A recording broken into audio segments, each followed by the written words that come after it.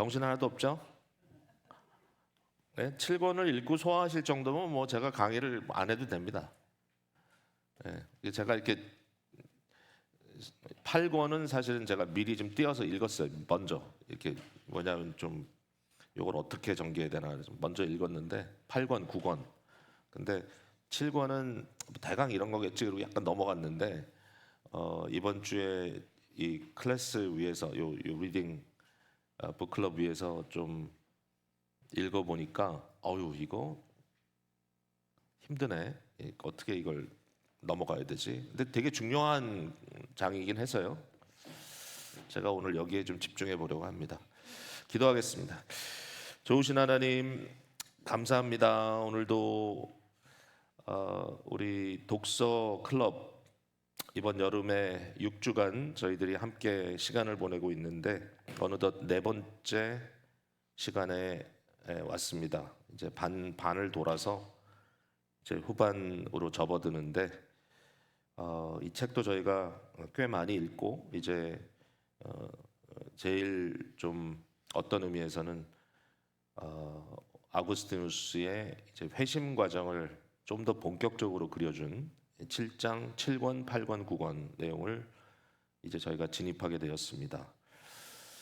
하나님 오늘도 은혜의 빛을 비춰주셔서 저희가 좀 깨닫게 하시고 뿐만 아니라 여기 문제점도 있고 또 굉장히 중요한 발견도 있고 뭐 이런 과정 속에서 저희의 생각이 클리어되고 또 우리의 신앙의 어떤 고민들이 조금 더 성숙될 수 있는 그런 시간 되게 하시고 한 인간으로서 지음받아 이 세상을 살아가는 가운데 오는 많은 인문학적 질문들에 대해서도 오직 하나님의 말씀의 관점에서 저희들이 또 비춤받고 깨닫게 되는 복된 시간 되게 하여 주시옵소서. 오늘도 무더운 날 이렇게 많은 분들이 열심을 내어 함께 오셨고 또 여러분들이 지금 아마 줌으로 또 조인하신 것 같은데 저희들의 이 시간이 그냥 개별적인 시간으로 끝나는 것이 아니라 또 공동체적인 이 고민과 또 서로의 귀한 나눔, 이 나눔이 내 말뿐만 아니라 다른 사람의 말을 통해서도 저희가 한 단계 더 진보되는 복된 시간이 되게 하여 주시옵소서. 내용이 쉽지 않습니다. 그래도 오늘 꼭 베네핏을 뭔가를 받고 갈 수 있는 그런 시간 되게 해 주시옵소서. 예수님 이름으로 기도합니다. 아멘. 자, 아우구스티누스가 어느 시대 사람이라고요? 연대가? 네? 네, 비슷합니다. 그래서 그러니까 300년대 후반에서 400년대 초반까지 430년인가요? 그러니까 그 시기는 여러분이 생각해 보세요. 그 성경은 이제 66권으로 그 뭐라고 할까요? 이게 이제 성경의 어떤 캐노나이제이션이니까 이것이 성령의 영감으로 우리에게 주어진 하나님의 쓰여진 계시의 말씀이다라고 하는 것이 확정되어 있는 단계라고 보시면 되고요. 그러나 아직도 초기 기독교의 공회들을 통해서 정통 신앙이 무엇인지에 대해서 지금 막 이것이 확립되고 있는 그런 과정이고 사실상 라틴어를 쓰는 이 서구 기독교가 지금 중심에 서 있는데 아직도 이 라틴어 성경이 잘 번역이 돼가지고 모두에게 보편적으로 보급돼 있는 적어도 많은 사람들에게 그렇게 되지 못한 상황이고, 그러니까 이제 아우구스티누스는 이 아주 러프한 그런 라틴어 번역 성경을 읽으면서 기독교에 입문하게 되고 이제 거기에 대한 많은 그 문학적 번민들 같은 것이 있었던 그런 시기. 그러니까 이제 이 상황 속에서 아우구스티누스는 자기가 결국 받아들인 어떤 기독교의 신앙을 당시에 통용되고 있는 이제 많은 어떤 지적인 시스템 안에 이제 필인 시키는 그런 이제 작업을 좀 하고 있고, 그러다 보니까 우리가 함께 읽어 나갔을 때 그 내용이 좀 어떤 의미에서는 아직 굉장히 좀 이교적이라고 하긴 좀 그렇지만, 어쨌든 좀 뭔가 우리가 일반적으로 좀 편안하게 생각하는 그런 기독교의 교리라든지 이런 측면보다는 굉장히 좀 본질적이고 좀 초기적인 그런 질문을 지금 많이 하고 있다. 그러니까 우리 생각에 아구스티누스 그러면 다 알고 뭐 아주 기독교의 모형이고 뭐 이렇게 생각을 하는데 아닌 거죠. 지금 만들어져 가고 있는 거고, 이제 기독교가 만들어져 가는 과정에서 적어도 아구스티누스 같은 아주 지적인 거인이 딱 한 그 자리에 서가지고 이 문제를 자기가 막 지금 부딪히고 있다는 게 이제 후대 사람들에게는 굉장히 도움이 되는 거고, 그러니까 우리가 이런 얘기가 있잖아요. 그러니까 거인의 그 어깨에 올라서라. 네? 그러니까 우리가 각자 다 모든 걸 다 처음부터 하는 마음으로 내가 다 알려고 하면 굉장히 어렵지만, 앞서간 신앙의 거장들 그들의 어깨 위에 내가 올랐으면 그들만큼 내 키가 높지 않아도 더 멀리 볼 수 있는 거죠. 예. 약간 그런 입장에서 지금 좀 접근을 해야 될 것 같다는 생각이 들어요. 그러니까 여러분들이 읽다가 이거는 좀 이상한데 너무 시험 받지 마시고, 예. 우리 권사님이 아고스티누스의 이 좋지 않은 모습 때문에 분노하셨는데 지난주에 다 그냥 안 읽고 싶지 않았어요. 그래서 버리고 싶지 않았어요. 막 에이 나쁜 놈. 그렇죠. 끝까지 가죠. 끝까지. 그래서 이제 어쨌든 이게 우리에게 있어서는 너무나 이제 고마운 게 이런 개인의 아주 고민을 너무 진솔하게 진실되게 솔직하게 이렇게 진술해 놓고 우리로 하여금 이걸 가지고 씨름하게 만들어 줬다는 게 되게 위대한 거죠. 그러니까 그런 면에서는 아무리 뭐 유수같이 멋있는 말을 하는 사람보다는 이렇게 자기의 삶에 부딪혀서 그 내용이 나한테 이게 도대체 어떻게 의미가 있나, 내가 이걸 어떻게 나의 삶으로 연결시켜서 내가 나의 문제들을 해결할 수 있을까, 이 고민을 해주니까 얼마나 고마워요. 그죠? 그렇게 좀 이해를 하시면서 가면 좋겠다 생각이 듭니다. 자, 지난주에 못다한 이야기를 좀 해야 될 것 같고요. 많지는 않습니다. 자, 요거는 사실은 좀 정리하는 건데요. 사실 오늘 하는 내용하고 좀 연결도 됩니다. 오늘 우리가 그 신플라톤주의라고 하는 굉장히 어려운 그런 한 철학의 역사적 한 스테이지를 저희들이 함께 이제 좀 봐야 되는데, 그거와도 좀 연결이 돼 있어요. 그러니까 이제 이 당시에 철학적인 사고를 하는 사람들의 생각 속에 몇 가지 맥이 통하는 그러한 개념들이 있습니다. 예를 들면 빛의 개념이 있고요, 빛, 라이트. 그리고 또 하나는 진리라는 개념이 있고요. 그러니까 뭐 빛, 진리, 약간 느낌이 오죠? 빛, 진리. 이걸 이제 어디에 보면은 우리가 갖고 있는 성경 어디에 보면은 이런 내용들이 굉장히 많이 반복적으로 쓰여져 있냐면은 요한 1서를 보시면 이제 이런 형태의 어떤 이미지들이 굉장히 강하게 들어옵니다. 그래서 빛에 대해서 빛 가운데 행해야 된다. 빛 가운데 행한다는 말이 무슨 말인가? 너희가 진리 안에 행해야 된다. 그리고 빛과 진리, 거기에다가 기독교적인 그러한 칼라가 많이 들어갔을 때 연결되는 또 하나의 단어가 사랑입니다. 사랑.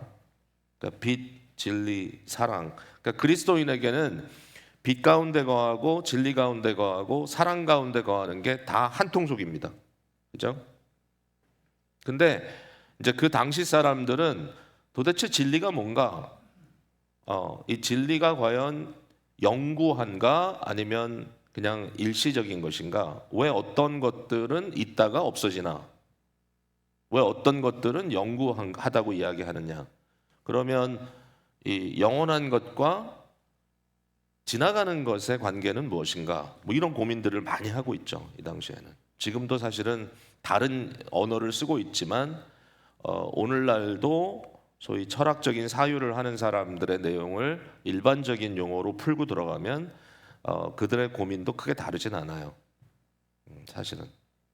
근데 그게 모든 레벨에서 사실은 지금 이야기되고 있는데 이제 그런 좀 기술적인 용어를 쓰지 않는 사람들 입장에서는 나는 그런 거 아니고 평범한 얘기를 하고 있는데 근데 사실 평범한 얘기를 하고 있는 게 아니에요. 그래서 이런 게 되게 중요합니다. 예. 뭐 예를 들자면 여러분 모두 다 이뻐지고 싶죠. 네.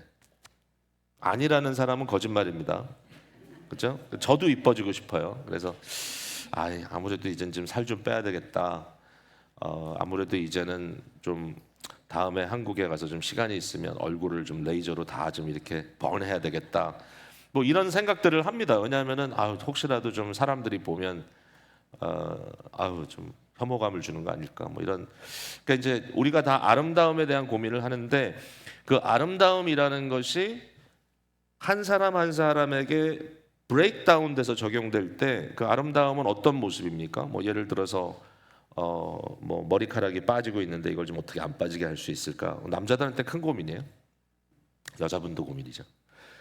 뭐 예를 들어서 뭐 내 코를 어떻게 오똑하게 세워야 이뻐질까?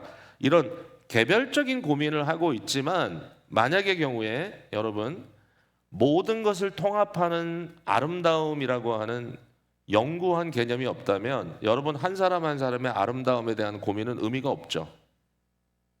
안 그래요? 예, 만약에 어떤 사람이 갑자기 나타나서 요건 이제 인간에 대한 거긴 하지만 눈이 두 개 갖고는 안 되고 세 개야지 아름다워 해서 여기다 눈을 하나씩 그리고 다니는 그런 풍조가 생겼다고 한다면 어떻게 생각하시겠어요? 그러니까 이제 요거는 물론 인간에 대한 고민이지만 뭔가 좀 영구한 것으로부터 이탈된 것이 아닌가? 이것은 일시적인 현상이 아닌가? 그죠?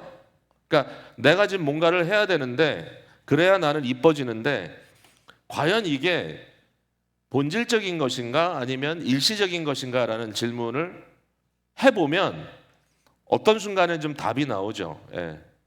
그러니까 일시적인 거라는 건 뭐냐면은 지금은 유행인데 유행이 곧 지나갈 것 같아.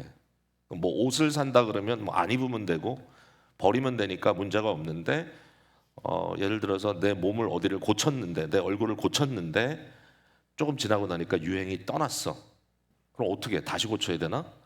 그러니까 이제 제가 너무 지금 구체적인 지금 예를 들어가지고 조금 다들 좀 불안해하실지 모르겠는데 근데 이게 지금 드리는 말씀이 여러분에게 경험적인 거지만 되게 철학적인 질문인 거예요, 이게. 예. 영구한 것과 지나가는 것의 연결고리는 뭔가? 그걸 좀 더 깊이 들어가면 신앙적인 것이 되죠. 믿음에 관한 것. 왜? 신앙이라는 것은 영구한 원리와 영구한 존재를 만나는 거예요. 근데 이제 기독교 안에서도 문제가 뭐냐면은 신앙의 어떤 그 방식이나 신앙의 강조점들이 유행처럼 지나간단 말이지 이게. 예. 그러니까 뭐 이런 얘기 있잖아요. 이런 얘기 이게 뭐 100% 옳은 얘기는 아닌데 예를 들면 어떤 교회에서는 찬송가만 불러야 돼. 그 왜 찬송가만 불러야 돼? 왜냐하면 소위 말하는 이 월십 뮤직이나 복음송들은 그건 유행이야 유행. 이따가 없어져. 사실 뭐 이렇게 따지면 제가 할 말이 많습니다만은 그런 고민을 하면서 그러니까 오랜 시간을 통해서 교회에 남겨진 그러한 유산과 같은 것들이 더 중요하다. 아니 그게 아니지. 오늘 이 시대의 사람들의 문화와 마음의 테이스트를 맞춰주는 게 더 중요하다. 여러분 어느 쪽입니까? 그러니까 이런 것들이 굉장히 그냥 별로 의미 없는 것 같지만 사실은 굉장히 깊은 철학적 고민이라는 거예요, 이게. 그래서 이제 가끔 이런 얘기 하잖아요. 막 이랬다 저랬다 이것도 했다 저것도 했다 뭐 말도 자꾸 바꾸고 그러면 이제 우리가 이렇게 얘기하잖아요. 저 인간은 철학이 없어. 그러니까 뭐죠? 깊은 사유와 고민이 없이 느낌대로 반영하며 그냥 그 순간순간 매 순간 살아간다는 얘기죠. 그러니까 지금 하는 이런 이야기들이 저게 뭐 나와 무슨 상관이 있나? 깊이 들어가 한 단계만 들어가 보면 에브리데이 고민하는 문제. 자, 이제 이것도 그렇습니다. 이 사랑을 하는 방식, 제가 얘기했죠. 빛, 진리, 사랑, 이게 굉장히 중요한 가치인데, 그럼 사랑을 하는 방식에 대해서 이 아구스티누스가 여기뿐만 아니라 다른 곳에서도 고민하고 있는 이 한 지점이 있습니다. 그러면 내가 어떻게 대상을 사랑해야 되느냐라는 데 대해서 이제 하나님에 대한 사랑은 뭐고, 또 다른 것에 대한 사랑은 어떻게 이해해야 되느냐라고 했을 때, 이제 나중에 우리가 이제 신플라톤주의에 가면은 존재의 이 단계가 있거든요. 계단이. 그 얘기 제가 좀 이따 할 거예요. 이걸 딱 읽었을 때는 이게 뭐지? 근데 내용이 사실 거기다 필링이 되는 거예요. 존재의 단계가 있는데 이게 사랑과 굉장히 관계가 있어요. 제가 지난주에 미리 예고를 좀 하려고 했던 내용인데 이제 지나갔어요. 시간이 없어 못했는데, 이 향유를 한다는 것과 사용을 한다는 의미에서의 두 가지 사랑이 있다는 거예요. 그러니까 사랑에는 대상이 있어요. 그 대상 그 자체를 내가 인조이 한다. 그것을 내가 좋아한다. 그럼 그걸 사랑이라고 그래요. 향유한다 그러고요. 만약에 그것을 나의 어떤 목적을 위해서 사용하는 것을 통해서 어떤 그 나의 어떤 사랑 또는 라이킹, 좋아하는 것이 유발된다면 그것을 이제 사용이라고 얘기할 수 있다는 거죠. 라틴어로 프루이라는 단어에서 fruits, 과일이라는 단어가 나온 거고요. 프루이, 과일은 즐기는 거잖아요. 향유하는 거잖아, 맛을. 그 다음에 사용한다는 것은 ut라는 이제 라틴어인데, ut라는 말에서 utility, utilize 이런 사용한다 이런 단어가 나온 거고요. 그러니까 영어 단어는 여러분들이 라틴어 루트를 생각하면 되고, 마치 한국어 단어를 이해하려면 그 뒤에 있는 한자를 이해하는 것이 필요한 것처럼 영어 단어를 이해하려면 라틴 그 배경을 알면은 훨씬 쉬워져요. 그래서 이제 고등학교 때 라틴어를 많이 가르칩니다. 라틴어는 더 이상 누구도 사용하는 언어가 아니지만, 그러나 영어를 좀 더 잘하기 위해서 라틴어가 필요하다 이렇게 얘기를 합니다. 자, 어떤 대상을 향유하고 어떤 대상을 사용해야 하는지, 어떤 의미에서는 사랑은 향유하는 거지 사용하는 게 아닙니다라고 딱 단호하게 얘기할 수 있죠. 예. 네가 나를 사랑해? 아니면 나를 그냥 유스하고 있는 거야? 너가 좋아서. 뭔가 나 그대로 사랑하는 것, 나 그대로 인조해하는 것, 나를 좋아하는 것, 이거와 내가 쓸모가 있기 때문에 나를 좋아하는 것, 뭔가 다르죠. 이 중에 뭐가 더 좋은 것 같아요? 향유하는 게 좋죠. 예. 근데 향유하는 게 좋은 이유가 뭘까요? 얘기하세요, 그냥. 틀려도 돼요, 여기서. 내 자체가 인정받는 거. 되게 중요한 말인데, 인정받는다. 뭘 인정받는 거예요? 이런 것도 있을 수 있잖아. 저 사람은 좀 사용 가치가 있어. 그것도 인정받는 거잖아. 그런 인정이 아니지, 여기서는. 저 사람이 나를 그대로 사랑해. 무슨 인정받는 거예요? 뭐를? 존재적 인정이죠. 그렇죠? 그게 내가 있는 그 자체가 저 사람에게는 뭔가 고상하다는 거죠. 예, 높아졌다는 얘기죠. 그러니까 이제 요거를 이렇게 이해하시면 돼요. 자, 모든 존재는 똑같은 위치에 있지 않다. 이건 굉장히 중요한 발견이에요. 그러니까 모든 존재를 똑같은 위치에 놓으면 어떤 문제가 생기겠어요? 우상 숭배하겠죠. 예, 하나님의 자리에 하나님이 아닌 것을 올려놓으면 뭐죠? 우상 숭배죠. 자, 인간의 자리가 있어요. 근데 그 인간의 자리가 어느 위치에 있는데, 그 인간이 인간으로서 자기보다 높지 않고 자기보다 못한 것들을 숭배한다면 어떤 문제가 생기겠어요?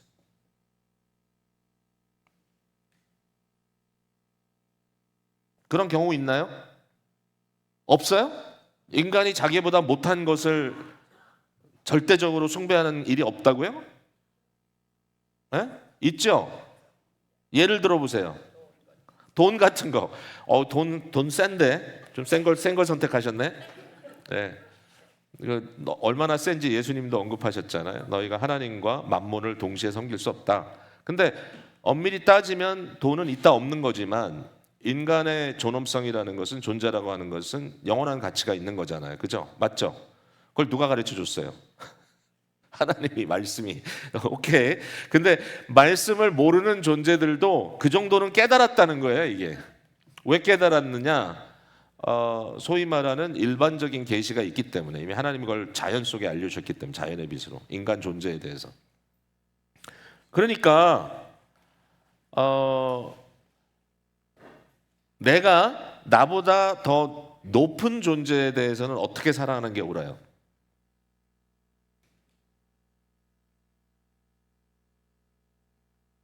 향유하는 게 옳죠, 절대적으로. 근데 나보다 낮은 존재에 대해서는 어떻게 하는 게 옳아요? 무언가를 위해서, 나를 위해서 사용할 수 있죠. 그게 나빠요? 나빠요, 그게? 여러분 왜 고기 먹어요? 고기 잡아 먹잖아요. 건강을 위해서. 프로틴을 먹어야지 인간은 살잖아요. 야채만 먹고 못 삽니다. 그 베지테리안 살아요. 근데 그것도 이제 프로틴을 찾아서 먹어야지, 그렇지? 그래서 어쨌든 인간은 육식적 존재고, 그러면 우리는, 그럼 뭐 풀은 왜 먹어요? 그러면 풀도 생명체인데. 낮은 존재니까. 그러면 그것을 먹으면서 아 맛있다 그래 그러면서 좋아하는 것도 괜찮아요, 안 돼요?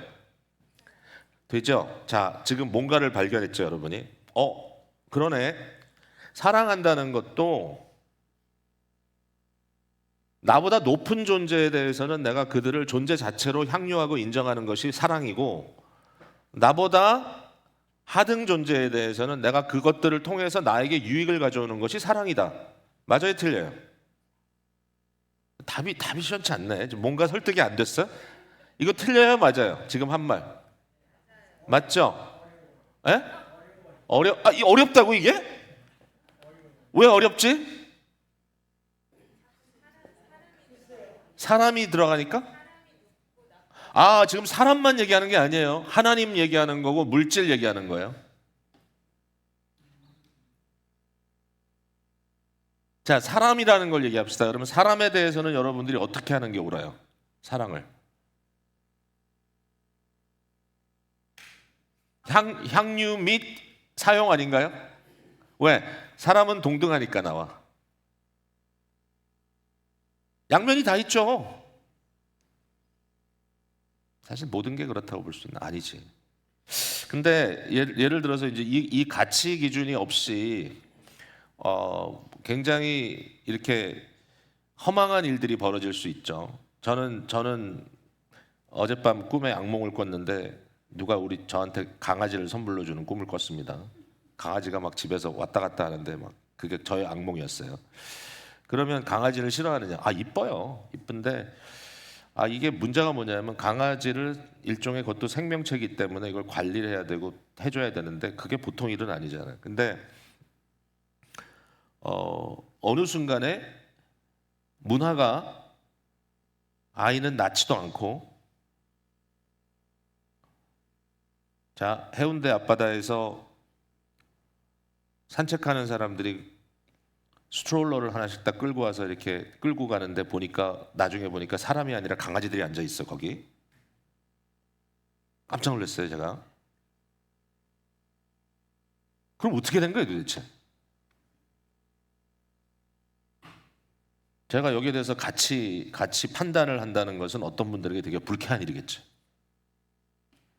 근데 어느 순간에 합리적인 방식을 통해서 통용될 수 없는 이상한 가치 기준이 생겨나기 시작하고, 그 이상한 가치 기준 때문에 사람들이 한쪽에서는 죽어나가고 한쪽에서는 배가 터지고 하는 일들이 벌어지고 있다면, 아니면 사람이 차지해야 될 것들을 강아지들이 차지하고 있다면 그걸 어떻게 할 거냐라는 도덕적인 문제가 생기잖아요. 근데 이런 걸 판단하는 거예요. 이런 걸 판단하지 않으면 맹목적적이 되죠. 그래서 이제 생각을 해보라고요. 내가 향유해야 될 것은 누구이며 내가 사용해야 될 것은 무엇인가. 물론 이제 사용한다는 것 속에도 향유의 의미가 또 담길 수도 있죠. 단순하진 않지만 옳고 그름을 따졌을 때, 예, 어떤 경우는 사용하는 것은 옳지 않아요. 그러니까 예를 들어서 나는 하나님을 나의 목적을 위해서 사용한다. 그건 뭔지 몰라도 이상해. 근데 많이 그래요. 많이 그래. 그러니까 왜 그것이 옳지 않은 형태의 신앙이냐라고 했을 때 우리가 거기에 대해서 판단할 수 있는 거예요. 이것은 존재적 가치에 대한 오해다. 그죠? 사람에 대한 맹목적적인 숭배도 문제가 됩니다. 그러니까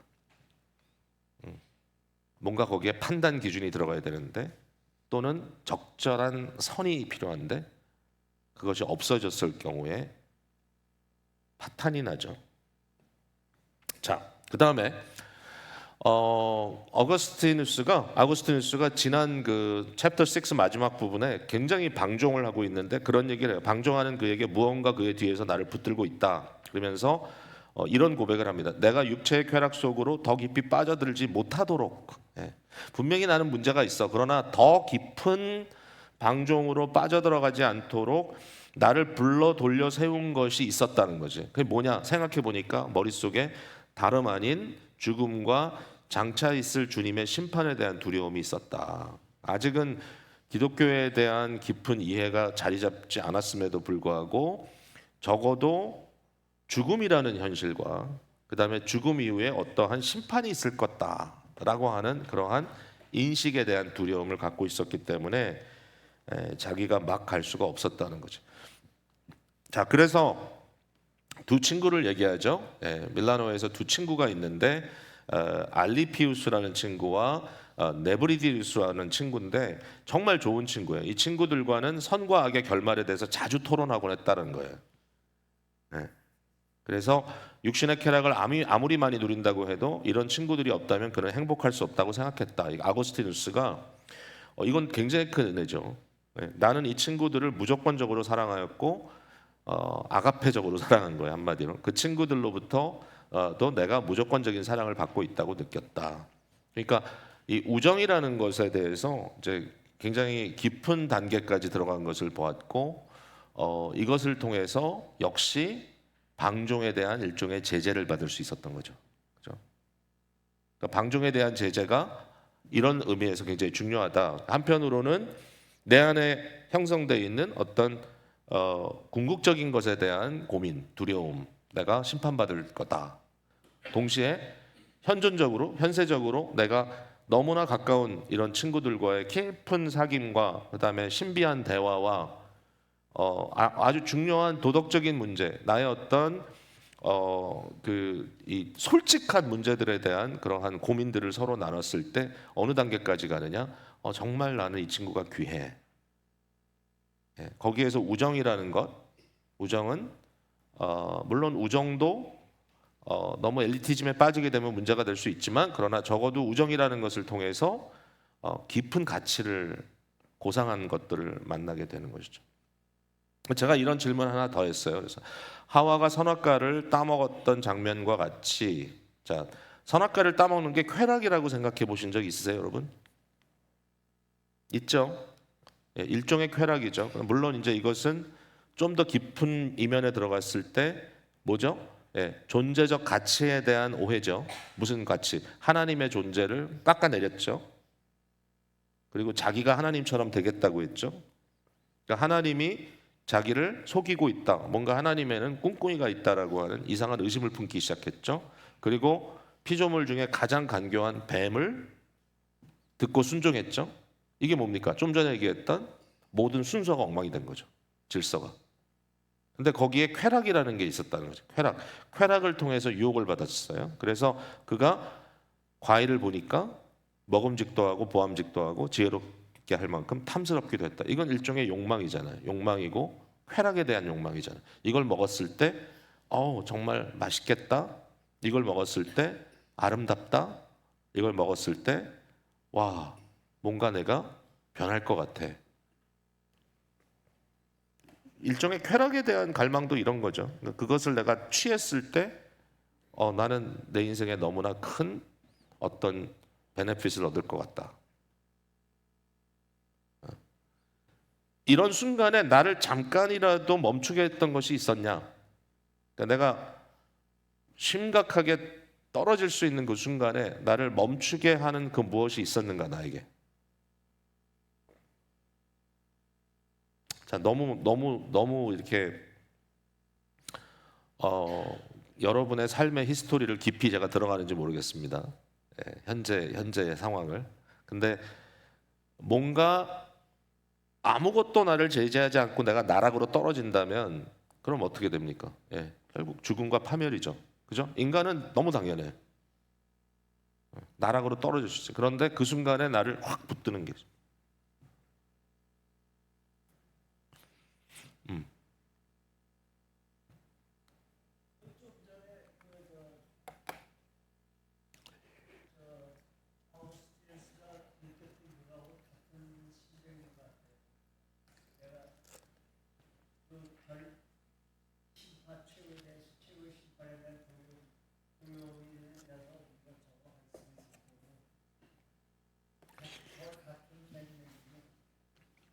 네.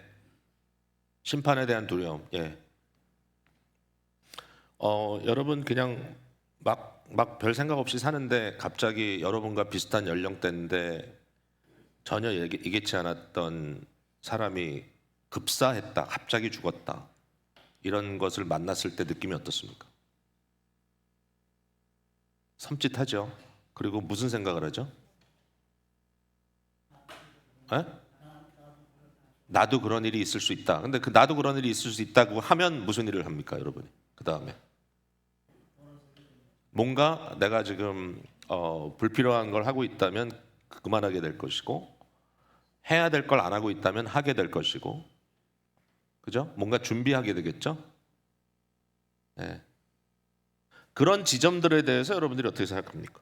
그러니까 이와 같은 것들이 결국 아구스티누스는 뭐라고 이제 나중에 돌아가서 얘기를 하는 건가 하면 그 모든 것 안에 하나님의 손길이 있었다는 거죠.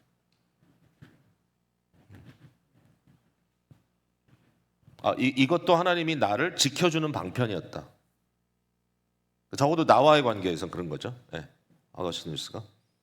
그러니까 내 마음속에 그걸 뭐 양심의 작용이라고 해야 될지 아니면 어떤 궁극적인 것에 대한 의식이라고 해야 될지, 그러나 이런 것들이 있었고 내 곁에는 정말 진지한 고민을 나와 함께 할 수 있는 친구들을 하나님께서 두셨다. 그들이 있었기 때문에 나는 이런 것들에 대해서 뭔가 제재를 받을 수 있었다. 어느 정도 선에서 더 깊이 빠지지 않도록. 그게 분명히 있죠, 삶 속에. 네. 이제 그러한 망을 여러분들이 좀 만들어가는 것, 그러한 망을 여러분의 삶 속에 이렇게 가질 수 있도록 하는 것, 이게 이제 일종의 어카운터빌리티라고도 할 수도 있는데, 그래서 감사함으로 받아야 된다라는 거죠. 그런 것들을. 자, 마지막 6장 마지막으로 이 얘기를 다시 합니다. 이건 이제 처음에 했던 얘기를 반복해요. 맨 처음에 했던 얘기를. 내 영혼이 이리 뒤척거리고 저리 뒤척이며 똑바로 누워보고 옆으로 누워보고 배를 깔고 누워보고 어떻게 해보아도 내 영혼은 결코 편하지 않았습니다. 어젯밤 제 상태네. 딱 침대가 얼마나 불편한지 갑자기. 한참 서 있었어요. 나와서 밤중에 뒤척 똑바로 누워보고 옆으로 누워보고 배를 깔고 누워보고 어떻게 해보아도. 근데 이제 여기서 이 얘기를 하면서 아우구스티는 뭐라고 얘기하냐면 그게 내 영혼의 문제다. 영혼. 사실은 내가 영혼이 이렇게 누워도 저렇게 누워도 엎어 누워도 편하지가 않다. I'm not comfortable. 왜 이렇게 불편할까? 네, 왜 이렇게 불편할까? 이제 또 반복하는 겁니다. 이는 내 영혼의 안식처는 오직 주님뿐인데 아직 거기 못 갔다는 거죠. 네, 요 얘기를 우리가 1장 처음에 들어가면서 이제 봤잖아요. 자, 신플라톤주의와 그리스도교 넘어갑니다. 7장은 저는 일종의 마인드 매핑 같아요. 그러니까 지적인 지도를 그려주고 있다. 그러니까 요거는 앞에 있는 내용보다는 어렵게 느껴지는 게 그의 어떤 그 실제적인 육신의 어떤 그 한 물체로서의 움직이는 거 우리 봤잖아요. 다가스트에서 태어나서 그 다음에 카타르고에 가서 공부하고 또 다시 왔다가 카타르고에 가서 가르치고 로마로 갔다가 밀라노로 갔다. 그러니까 우리가 지도를 봤잖아요 처음에. 근데 이제 7장으로 넘어가서는 이게 이런 지도가 아니라 아우구스티누스의 이 머릿속에 어떻게 지금 사상이 움직이고 있는가를 지도 그려주고 있는 거죠. 요게 쉽진 않아요. 자, 그러나 우리가 알아야 돼. 그래야 이해가 되니까. 우리가 알죠? 아우구스티누스는 모태신앙이에요. 근데 신앙에 대한 모든 것들을 사실은 깊숙이 갖고 있지 않았고 뭔가 인스팅트는 있었어요. 인스팅트. 그러니까 말한 대로 죽음이라든지 심판에 대한 고민이 여전히 있는 거예요. 마음바닥에. 근데 그런 것들에 대해서 뭔가 답을 얻지 못한다라는 고민을 하기 시작했을 때 아구스티누스의 고민은 이제 크게 두 가지죠. 뭔가 욕망에 대한 문제에 대해서 깊이 고민하고 있고 그걸 죄의 문제. 욕망이라는 것이 단순히 내가 무언가를 가지고 싶은데 그걸 갖지 못하는 게 문제인가? 배나무 서리를 왜 했을까? 그 굉장히 중요한 거죠. 배나무 서리를 왜 했을까? 사실은 먹지도 않았는데 뭔가 그 나쁜 짓을 하고 있다는 스릴, 뭔가 내가 이것을 동료들과 함께 지금 막 거기에 끼어가지고 같이 무리를 지어다니면서 내가 그들의 한 동료로 받아들여졌다는 그러한 것, 받아들이지 않으면 내가 견딜 수 없을 것 같아서 그들이 나쁜 행동을 하는데 내가 같이 합류하는 이제 이러한 것들에 대한 이제 고민. 문제는 뭐냐면 이제 죄 또는 욕망에 대한 이런 고민이 한 가지 큰 고민이고요. 그러니까 자기는 이런 존재다. 또 하나의 고민은 뭐냐면 너무 똑똑한 사람이에요. 지적인 고민이 있는 거예요. 뭔가 풀어지지 않는 문제. 오늘 7장에서 굉장히 크게 다루고 있는 게 뭐죠?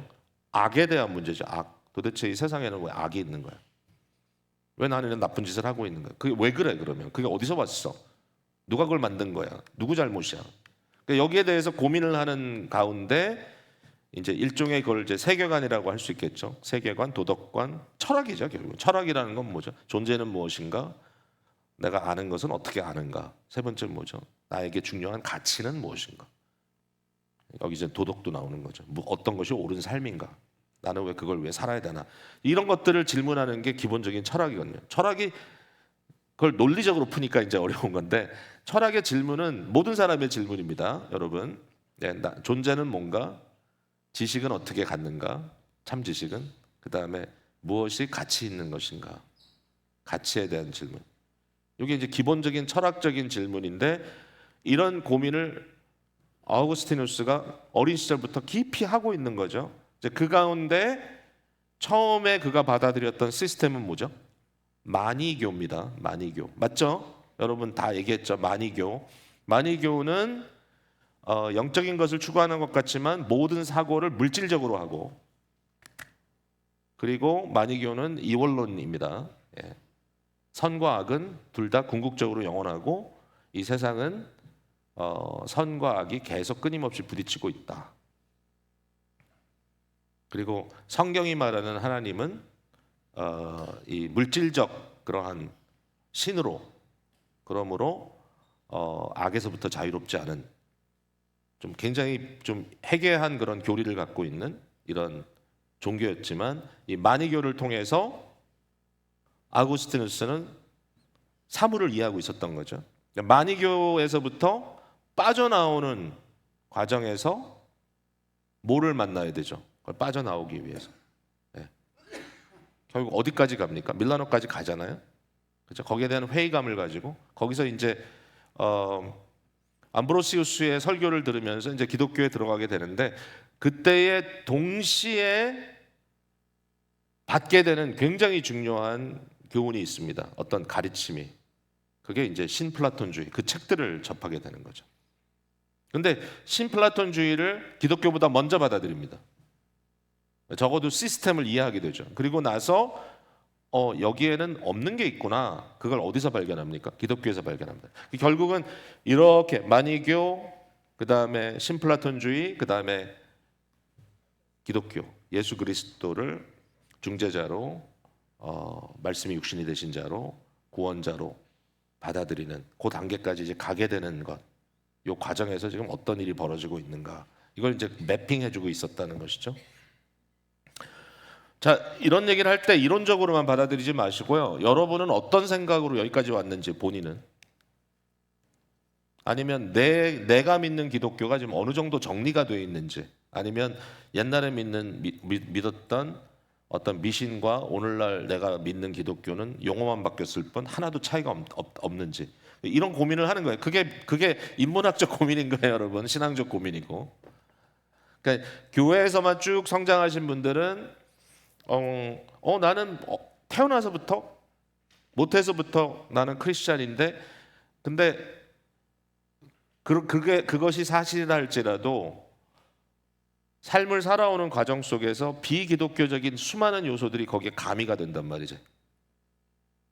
그것들을 솔드아웃하는, 그것들을 워크아웃하는 그러한 과정을 겪지 않으면 나중에 가면 다 짬뽕이 돼가지고 내가 뭘 믿는지도 모르고, 그러니까 사실 너무나 쉽게 비기독교적인 사고 속에 빠질 수 있는 가능성이 굉장히 많은 거죠. 문화 자체가 그러니까. 그거를 솔드아웃하는, 그것을 생각해서 이거는 옳고 이거는 옳지 않다라는 것을 판단해내는 과정을 보기 위해서 이런 걸 보는 거죠, 사실. 인생의 중요한 것들을 내가 재발견하고 다시 내 자신을 튜닝하고 더 깊은 고민을 해보고, 그냥 하루하루 그냥 반사적인 삶을 사는 것이 아니라 추론하고 묵상하고 이렇게 반추하고 하는 그러한 삶들이 이루어지는 것이 필요하기 때문에. 왜 그렇습니까? 그게 인간다운 거기 때문에 그런 거죠. 근데 거기에 대해서는 여러분들이 결정을 해야 돼요. 인간다움이 뭐냐? 여러분의 자연의 빛에 비춰봤을 때, 심지어는 뭐 신앙을 떠나서도 인간다운 게 뭐냐? 그냥 잘 먹고 잘 사는 거다. 그게 인간다운 거라고 여러분이 결론을 내리고 따라간다면, 죄송합니다. 사람들의 삶은 그런 모습일지 몰라도 길고 긴 인류 역사에 여러분의 사상은 다수의 사상이 아닙니다. 그거는 뭔가 지탄받았던 사상입니다. 여전히 참 재밌죠. 인류 역사가 이렇게 그 고대 사회에서도 그런 종류의 인생에 대해서는 옳지 않다라는, 그 당시에는 먹고 사는 문제가 어려웠을 텐데, 맞아요. 아무리 먹고 사는 게 어려워도, 아무리 죽을 위기 앞에 있어도 인간에게는 어떤 존엄성이라고 하는 것이 느껴진다는 거예요. 여러분 이 얘기 들어봤나요? 그 유태인들이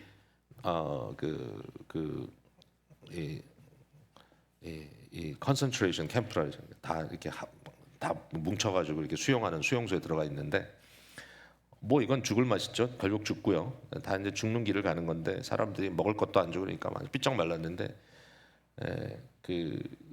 거기서 살아나온 사람이 이제 자기가 눈으로 봤던 것을 이제 풀어낸 그런 이야기 속에 담겨져 있는 내용이었다고 합니다.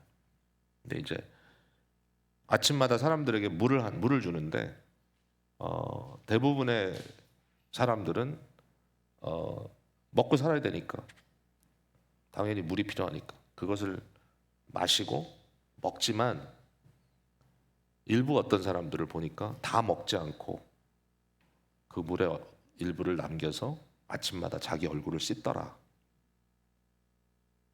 근데 이제 그 장면이 별거 아닌 것 같지만 이분한테는 너무나 그러니까 완전히 죽음을 직면하고 있는 그 상황에서 자기 얼굴을 닦고 있는 그 인간의 마음은 뭔가, 그러니까 뭐죠? 인간은 먹고 마시는 것으로 만족할 수 없는 존재이다라는 것이 나오는 거죠. 맞죠? 이걸 들었을 때 여러분들 이제 고개를 끄덕거리시거든요. 왜? 맞아. 그런 것 같아. 이런 고민을 하는 거예요, 결국은.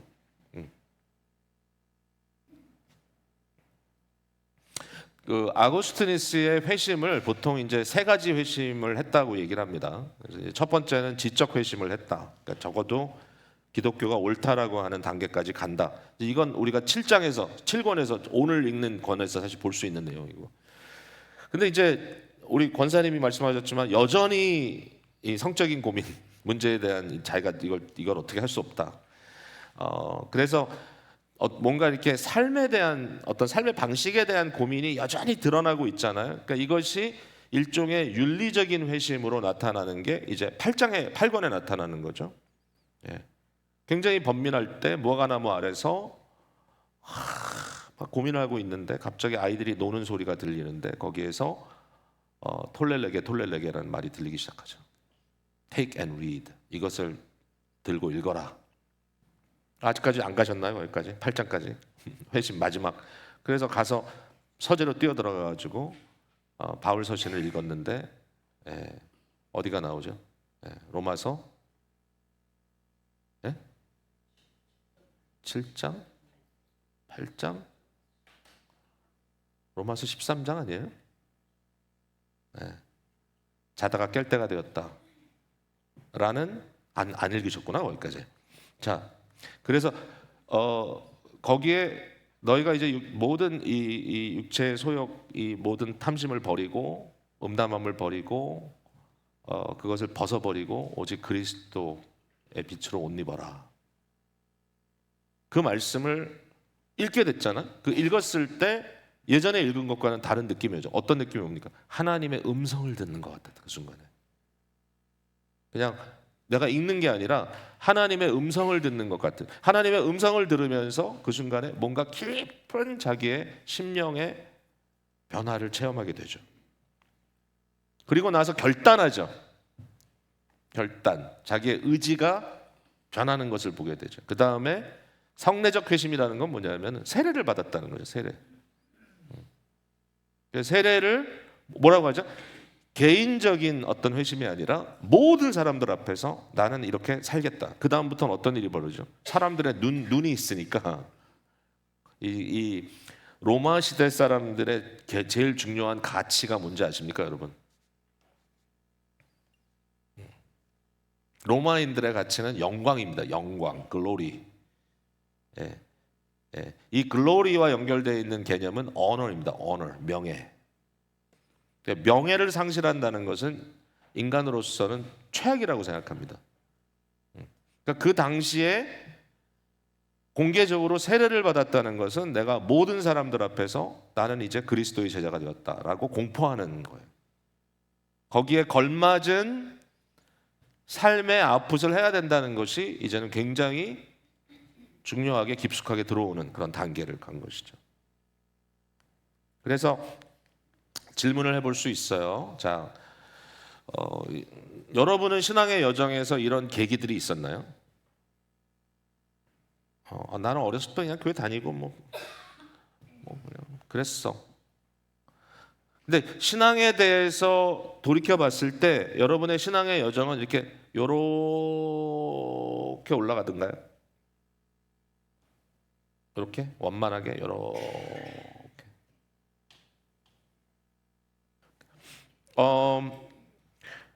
어떤 급변적인 그런 신앙의 변화를 추구하는 교파들이 있죠. 예를 들면 오순절 계열은 소위 말하는 이제 두 번째 은혜를 받아야 된다. 두 번째 second blessing. 그 second blessing이 뭐냐?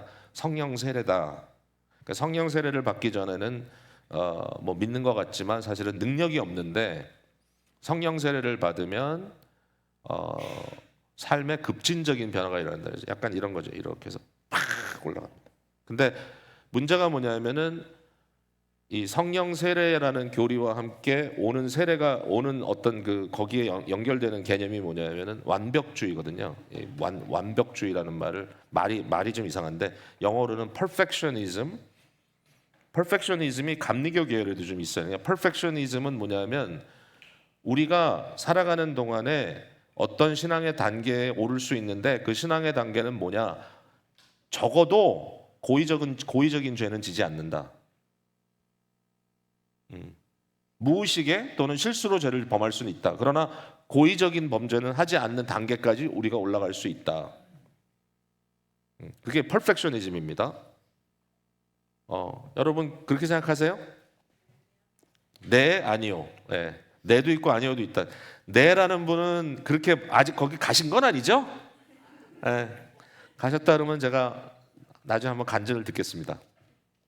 근데 성령 세례를 받으면 약간 이렇게 올라가가지고 슈퍼 크리스천이 된다라고 하는 그런 개념을 갖고 있기 때문에 우리가 아무리 생각해도 임상적으로 이거는 좀 문제가 있어요. 왜냐하면 이 슈퍼 크리스천 중에 타락하는 사람, 타락이 아니라 넘어지는 사람이 너무 많으니까 도대체 이거 뭐야? 소위 위대한 영적 지도자들이 나중에 보면 형편없는 삶을 살고 있었다는 게 이제 밝혀지게 되잖아요. 그러니까 이런 것들을 보면 이게 뭔가 문제가 있다, 이 포뮬라에. 그러니까 사도행전 1장에 등장하는 오순절 다락방 사건이 우리에게 어떤 개인적인 경험으로 임해서, 그러니까 오순절 쪽의 교회에서는 이렇게 얘기하죠. 방언을 하는 것이 성령 세례의 증거이고, 그러니까 방언을 꼭 해야 되죠. 방언을 못하면 성령 세례를 못 받은 겁니다. 네. 아무도 반응이 없네요. 그렇게 들었죠? 네, 저는 그렇게 배웠어요. 어렸을 때. 그래가지고 방언하려고 애를 많이 썼죠. 근데 방언 학교도 가고 해야 되니까. 그래야 뭐가 인간이 되니까. 근데 그런 것들이 성경 해석의 오류였다라고 이제 오늘날은 이제 전통적인 개혁주 입장에서는 볼 수밖에 없는데,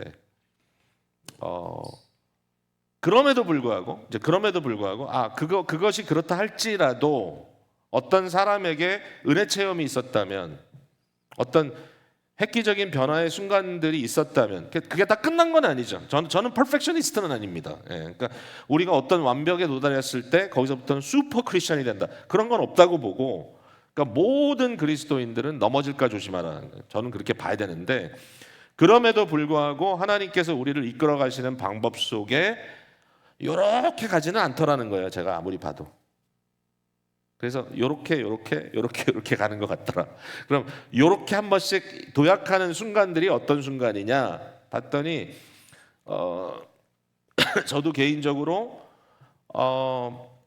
모태신앙이었음에도 불구하고 고등학교 10학년 졸업하고 11학년으로 넘어가는 여름방학에 있었던 어떤, 제가 제 스스로 이건 정말 회심 사건이었어 라고 얘기할 수 있는 그러한 순간, 또 대학교 1학년에서 2학년으로 넘어가는 순간에 어떤 있었던 격변, 그 다음에 신학교 1학년 들어갔을 때 어떤 뭔가 머리를 뒤통수를 크게 맞는 것 같은 탁 열리는 그런 어떤 순간, 이런 것들을 통해 가지고 삶의 어떤 격변들이 있었다는 거죠. 그래서 저는 이 격변, 좋은 격변이죠. 그래서 원만한 변화가 아니라 격변의 경험들로 구성되어 있다고 저는 생각해요. 그러니까 이런 좋은 격변이 나의 삶에 임하도록 여러분 기도해야 돼요. 그러니까 이런 거 없이 나는 그냥 아무것도 원치 않아요, 밋밋하게 믿던 대로 하던 대로, 갑자기 이상한 짓 하면 죽는가 봐, 뭐 이런 거 고민하지 마시고, 모든 건 다 죽음이에요. 일종의 죽음이에요. 우리의 신앙의 변화는 다 죽음이에요. 자기에 대해 죽고, 세상에 대해서 죽고, 그리스도에 대해 사는 거예요.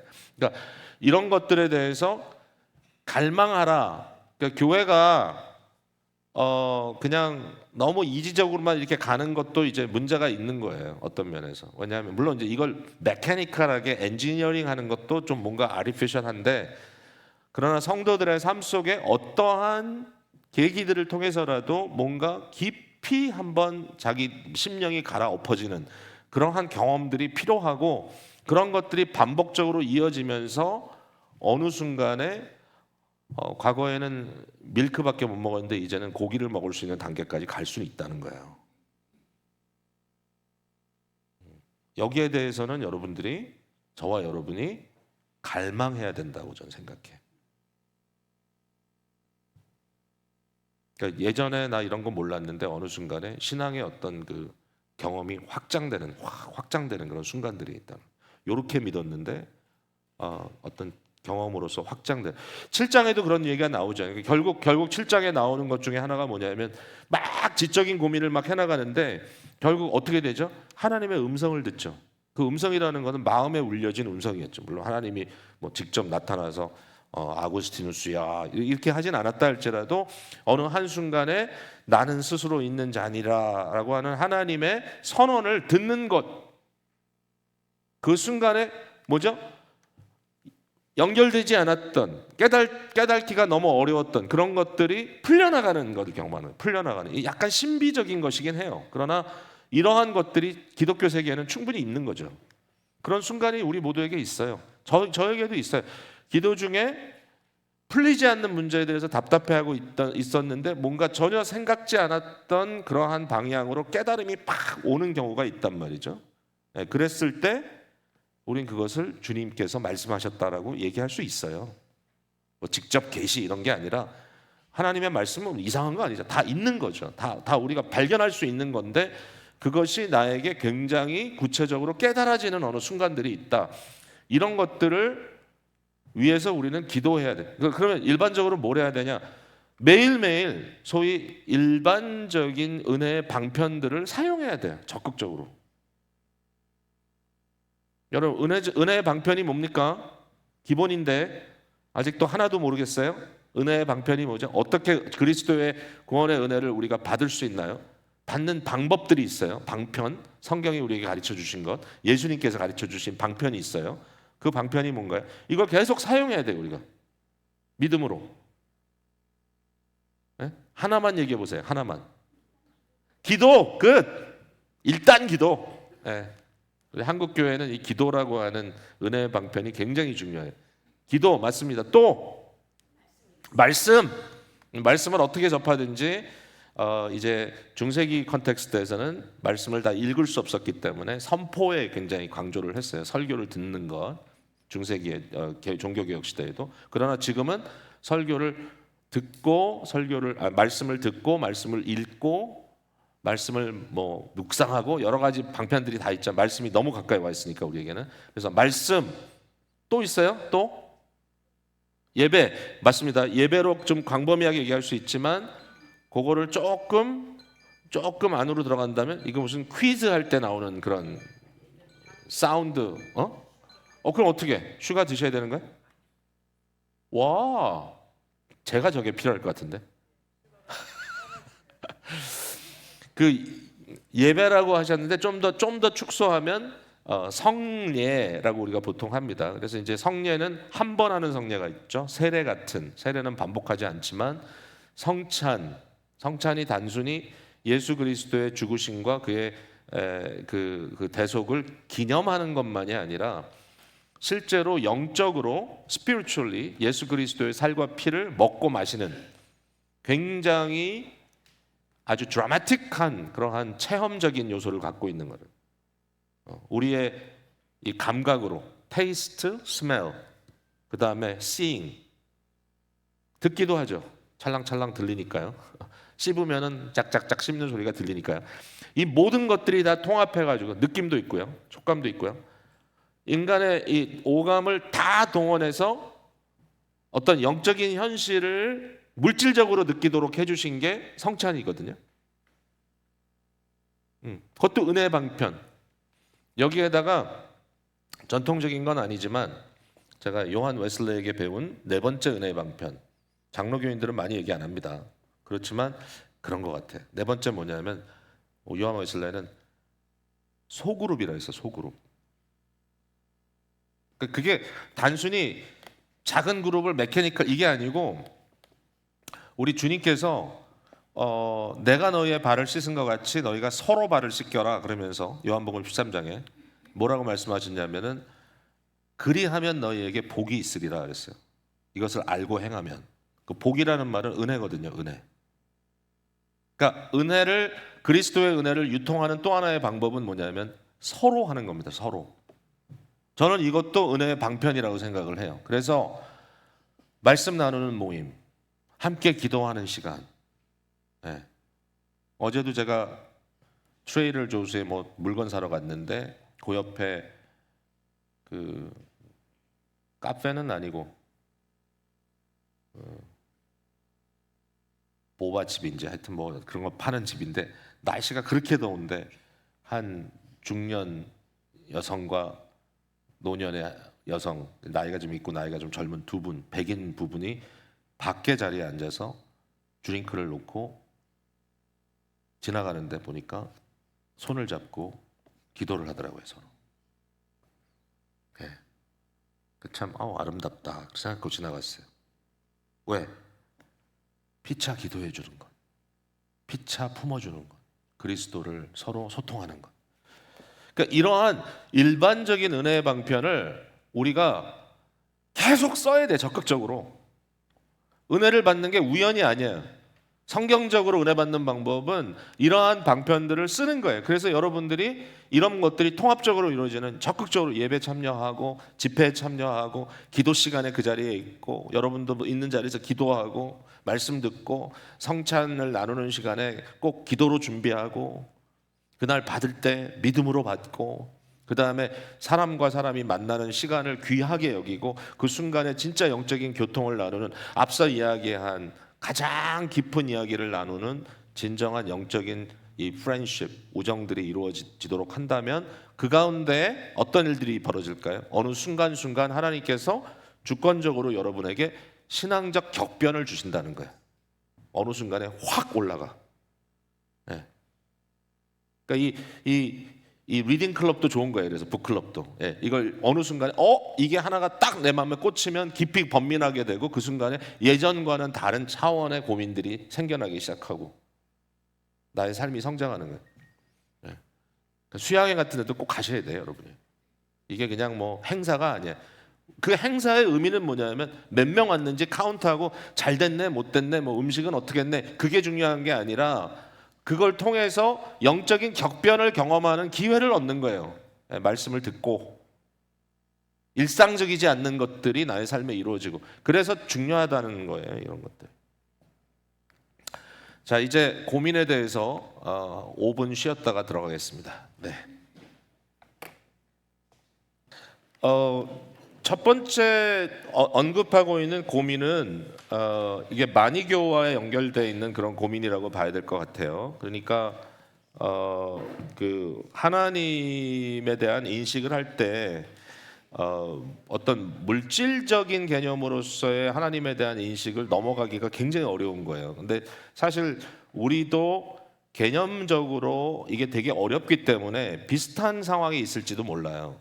그러니까 이런 겁니다. 여전히 하나님을 공간을 차지하고 계시는 어떤 물체, 즉 세상 속으로 스며들어 계시거나 세상 밖에 무한대로 퍼져 계시는 어떤 물질적인 존재로 인식할 수밖에 없었다. 자기 자신이 그 당시 상황을.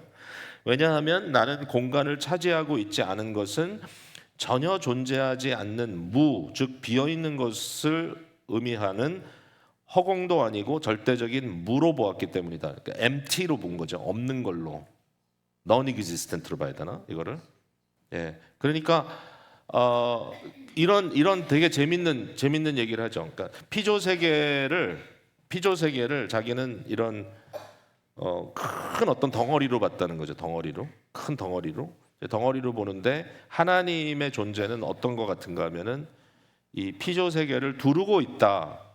온전히 두르고 있다라고 보는데, 이 하나님의 존재는 마치 요런 표현을 했죠. 그러니까 이 피조물이라는 덩어리는 마치 큰 거대한 스펀지 같아가지고 이 물 한가운데 들어가 있을 때 이 물이 다 흡수되잖아요, 그 안에. 그런데 물이라고 하는 어떤 현실 속에 스펀지는 그 안에 완전히 적셔져 가지고 담겨져 있는 거잖아요. 그러니까 잘 가봤을 때 하나님은 어떤 존재냐? 모든 피조 세계를 품고 계시고 모든 피조 세계 속에 내재하시고, 하나님은 어디든지 계시고, 이러한 개념을 그런 어떤 형태로 자기가 이해를 했었다는 거죠. 자, 여기에 대해서 여전히 고민을 해요. 그러니까 이제 하나님을 설명할 때 우리가 무소부재, 안 계신 곳이 없다, 이럴 때 우린 공간적인 개념을 많이 쓰잖아요. 그잖아요. 그 다음에 또 하나, 하나님은 무소부재, 또 영원하시다 하는 말은 시적 개념으로 쓰잖아요. 시간적 개념으로. 안 계시는 시간대가 없다. 과거, 현재, 미래 모든 걸 통틀어서 하나님은 다 계신다. 그죠? 하나님은 모든 것을 채우신다. 그랬을 때 우리 속에 있는 어떤 그 개념이 굉장히 물질적인 개념은 혹시 아닌가? 마치 우리의 생각이 하나님을 어떤 메테리얼적인 그런 관점에서 보고 있는 건 아닌가. 그러니까 어거스틴은 그 고민을 했다는 거죠. 자기가 그때 자기의 생각으로는 어떤 하나님에 대한 존재를 뭔가 이렇게 물질적인 것을 채우고 있는 존재로. 이거 쉽지 않네 설명하기가. 그래서 물체가 크면 하나님을 더 많이 모시고 있고 물체가 작으면 하나님을 적게 모시고 약간 물량적인 개념으로 하나님을 이해했다는 거예요. 옳지 않은 건 분명한데 이거를 또 다르게 우리가 머릿속에 이해하는 것이 그렇게 쉽진 않다. 하나님은 영이시니 예배하는 자는 신령과 진정으로 예배할지니라 그랬죠. 하나님은 영이다. 그 영이라는 말을 여러분 어떻게 이해합니까?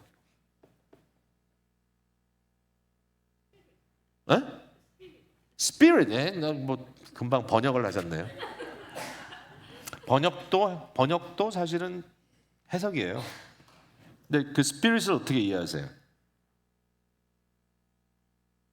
보이지 않는, 근데 보이지 않는 물체가 있잖아. 공기같이. 하나님은 공기 같다? 그건 아니잖아. 시공간을 초월한다. 시공간에 매여 계시지 않는다. 일반적으로 이제 하나님은 영이신이라는 그 영의 개념을 완전한 자유의 개념으로 설명할 때가 많아요. 그러니까 무엇에도 매이지 않는, 그러니까 물량적 어떤 그런 퀀티피케이션에 매여 있지 않는. 근데 이거를 설명하는 건 되게 어려운 것 같아. 최영한 목사님 설명해 보세요. 하나님은 영이시다.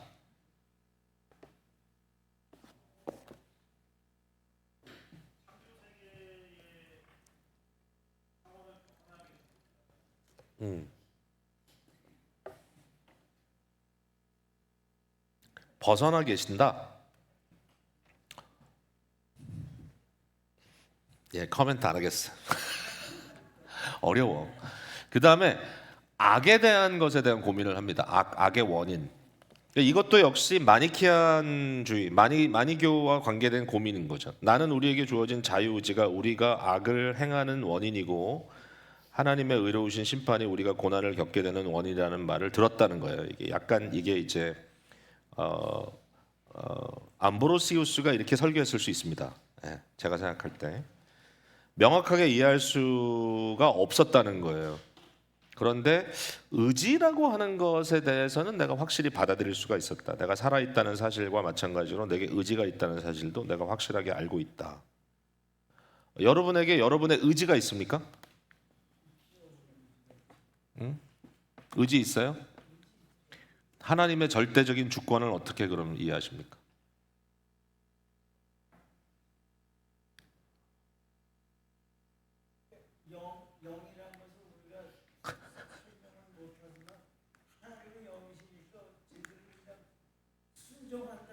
순종의 개념, 오케이. 모든 게 여러분이 의지하는 대로 된다고 생각하세요?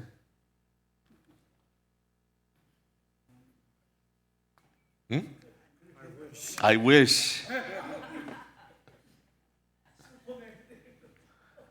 의지하는 대로 안 되지만 그러나 여러분에게는 분명히 의지하는 바가 있죠. 본인이 의지적으로 하려고 하는 그 의지력이 있죠. 왜 이렇게 어려운 얘기를 하는 거야? 자, 또 이런 질문을 계속합니다. 누가 나를 지으셨는가? 단지 선하실 뿐 아니라 선 자체이신 하나님이시지 않으신가? 하나님이 지었다는 거 받아들였어. 그렇다면 내가 악을 행하고자 하고 선을 행하고자 하지 않는다면 그런 게 많잖아요, 마음속에. 도대체 이게 어디서부터 온 것인가? 누가 내 속에 악을 행하고자 하는 마음을 두었는가? 마귀가 그렇게 한 것이라면 마귀는 어디에서 온 것인가? 선한 천사가 자기의 악한 의지로 마귀가 된 것이라면 마귀가 되겠다고 작정한 그 천사의 악한 의지는 도대체 어디서 온 것인가? 근데 이게 아주 기본적인 질문들이에요. 악의 어떤 그런 그 근원에 대해서.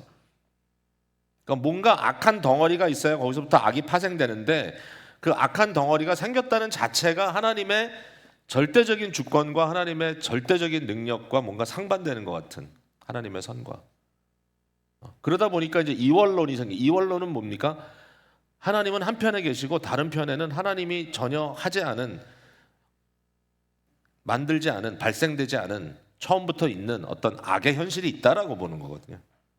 쉽죠, 그거는. 쉽지. 근데 문제가 뭐냐면은 하나님이 하나님 되지 않아요. 그런 하나님은 사실은 우리가 믿는 하나님은 아니에요. 그러면 악은 어디서 왔는가?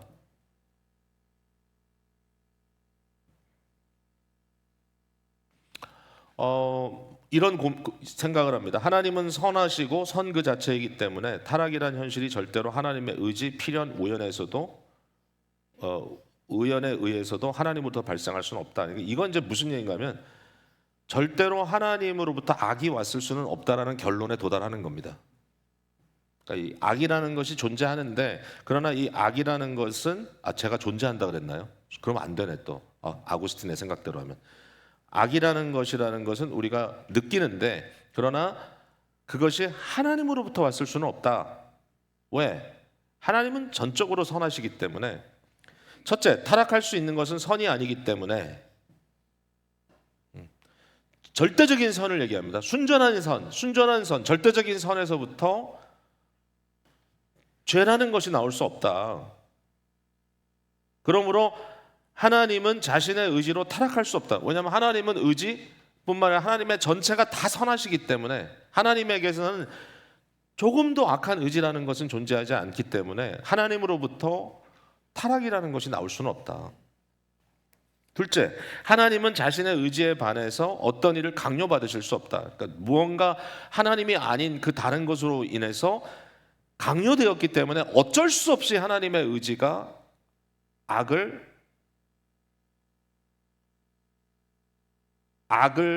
행했다? 악에 빠졌다? 그럴 수 없다.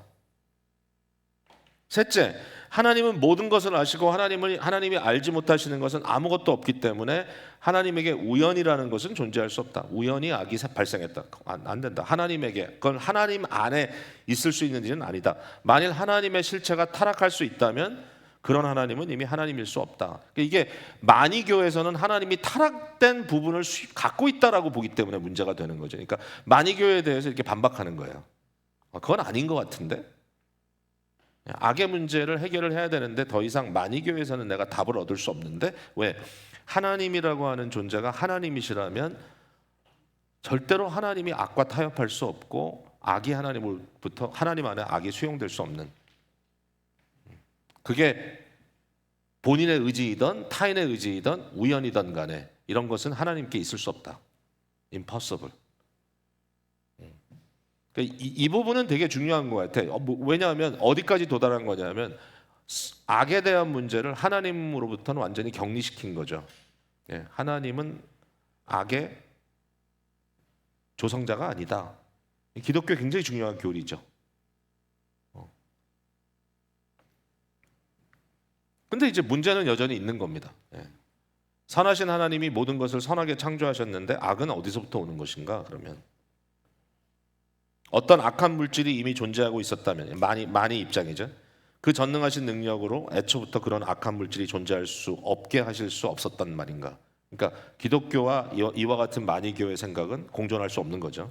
만일 악한 물질이 선한 창조를 위하여 필요한 것이었다면 어떻게 전능하신 하나님이 악한 물질의 도움을 받지 않고도 선한 것을 만들어낼 수 없단 말인가? 그러니까 결국은 선한 것을 만드시는 건 맞는데 그걸 만들기 위해서는 물질 자체는 악한 물질이야. 그러니까 물질을 통해서 선한 창조를 했다고 얘기를 하니까요. 이런 이교도들이 거기에 대해서도 그렇지 않다. 그러시다면 그건 하나님일 수 없다. 제가 막 얘기하고 있는데 여러분 이게 도움이 되나요? 여러분이 읽으신 거예요, 이게. 헷갈리네. 무슨 얘기를 하려는 거지? 이런 고민을 대신 해주니까 얼마나 고마워요. 여기까지 왔어요. 이런 고민들을 막 하면서. 근데 이제 짚고 넘어갑니다. 기독교 신앙에 대해 다음과 같은 것은 내가 확신이 생겼다는 거예요. 어디까지 확신이 생겼냐? 하나님은 존재하신다. 이제 하나님에 대해서 훨씬 더 좋은 정의를 갖게 됐죠. 마니교보다. 그죠? 하나님은 존재하신다. 하나님의 실체는 변하지 않으신다. 하나님은 모든 사람을 돌보시고 장차 심판하신다. 하나님의 섭리, 심판. 하나님의 아들이시며 주님 되시는 그리스도가 베푸신 구원에 대한 인식이 생겼고, 기독교죠. 일반 종교가 아니라 기독교죠. 성경이 구원에 대한 길을 보여주고 있다는 것도 믿게 되었고, 그 다음에 죽음 이후에 내세와 영원한 생명에 대한 소망이 있다는 것도 믿게 되었다. 거의 다 믿은 거 아니에요? 이 정도 되면? 맞죠? 여러분 생각하는 기독교의 신앙이 맞죠? 그런데 악의 근원에 대해서는 도무지 알 수가 없어서 깊은 지적 범민에 빠져 있었다는 거예요. 기독교가 악의 문제에 대한 답을 속 시원하게 주지 못한다. 이것은 지금도 있는 문제입니다. 절대로 쉽지 않아요. 제가 몇 가지로 설명을 할 수 있지만 그게 모든 사람을 만족시키지 못해요. 그러니까 이제 가장 스탠다드의 답은 뭐냐면, 하나님은 악을 조성하진 않으시지만 악을 허용하셨다까지가 우리가 할 수 있는 단계입니다. 자기 자신 속에 있었던 어떤 존재적인 질서에 대한 문제, 이걸 여기서 또 고백하고 있는데요. 삶의 공간 속에서 존재적 질서를 올바로 이해하지 못하고 있었기 때문에 내가 있어야 할 자리, 하나님은 아래 그러나 물질 세계보다는 위, 이것을 제대로 찾지 못하고 교만하여 위로 하나님을 대적하고 나보다 못한 것들이 내 위에 올라타서 나를 짓누르는 상황을 경험하고 있었다. 앞서 제가 말씀드린 거죠. 그러니까 이 존재적 질서에 대해서는 임상적으로 어려움을 겪고 있다. 하나님이 분명히 위고 이 물질 세계는 분명히 아래인데, 물질 세계가 나를 지배하는 듯하고 내가 하나님을 교만하게 대적하는 모습을 보일 때도 있었다. 맞죠? 여러분 경험적으로 임상적으로 이해가 되죠? 근데 이제 여기서 신플라톤주의 철학을 만나는 겁니다. 자, 요건 조금 이해하고 넘어가야 되니까, 자, 신플라톤주의. 여러분 플라톤이라는 말은 들어봤죠? 플라톤. 네. 우리말로 보통 플라톤 이렇게 얘기하죠. 영어로는 플레이토 이렇게 얘기하죠. 그러니까 이 플라톤은 그 헬라 고전 시대에 가장 중요한 철학적인 인물이죠. 여러분 플라톤의 선생님이 누구죠? 예, 이거 이제 상식입니다. 플라톤의 선생님, 예, 아리스토텔레스. 그러면 뭔가를 아는 것 같은데 조금 도움이 필요하죠. 그러니까 플라톤의 선생님은 소크라테스입니다. 근데 소크라테스는 하나도 글을 남기질 않았어요, 자신이. 근데 소위 소크라테스가 남겼다는 모든 말들을 문자로 글로 남겨준 사람이 플라톤입니다. 그러니까 플라톤은 자기 얘기를 하지 않고 소크라테스 얘기를 합니다. 근데 사실은 그것이 소크라테스의 사상인지 플라톤의 사상인지 우리는 알 수가 없습니다. 그래서 이걸 이제 플라톤주의라고 얘기합니다. 소크라테스주의라고 얘기 안 하고. 근데 플라톤과 오버랩되는 시기에 살았던 또 다른 철학자가 아리스토텔레스입니다. 아리스토텔레스는 소크라테스의 제자이면서도 플라톤의 제자라고도 할 수 있습니다. 근데 이 두 사람이 다 소위 말하는 그 아이디얼리즘, 그 이상주의라고 해야 되나? 에 있는 분인데, 재밌게도 이제 이게 되게 중요한 게, 아고스티누스가 살았던 시대에는 플라톤주의의 일종의 리바이벌이 있었습니다. 그러니까 아고스티누스가 기독교를 이해하는 철학적 틀이 있었다면 플라톤주의적입니다. 그걸 우리가 넘어갈 수가 없어요. 그러니까 그런 플라톤 사상이란 말인가? 아니죠. 그걸 넘어가죠. 아구스티누스는. 왜냐하면 거기에 없는 게 나오니까. 기독교는 그 이상이다. 그렇지만 적어도 설명하는 데 있어서 상당히 플라톤주의적입니다. 플라톤주의는 약간 위아래 이 수직의 관계에 집중하고 있고요. 아리스토텔레스는 재밌게도 역사적 이런 unfolding, 그러니까 시간적 개념. 그러니까 지금은 그러니까 플라톤은 여러분 요 정도로만 상식적으로 이해하세요. 플라톤은 어떤 완벽한 것이 여기 있어요, 위에. 그리고 거기에 대한 그림자가 여기 있어요, 물질 세계 속에. 오케이. 자, 여러분 이 세상에 완벽한 삼각형이 있습니까? 근데 정삼각형이 완벽합니까? 이 세상에 플라톤의 사고입니다. 완벽합니까? 이 세상에 완벽한 삼각형이 존재합니까? 존재합니다. 어디에요? 어디에 존재? 삼위일체. 그렇게 심각한 문제를 던지는 거 아니야 지금. 그냥 삼각형 얘기하는 거야. 자, 여러분 다시 생각해 보세요. 정삼각형이 세상에 존재합니까? 한다고 지금 강조하시는데 실제로 정삼각형 본 적 있어요? 완벽한 정삼각형을?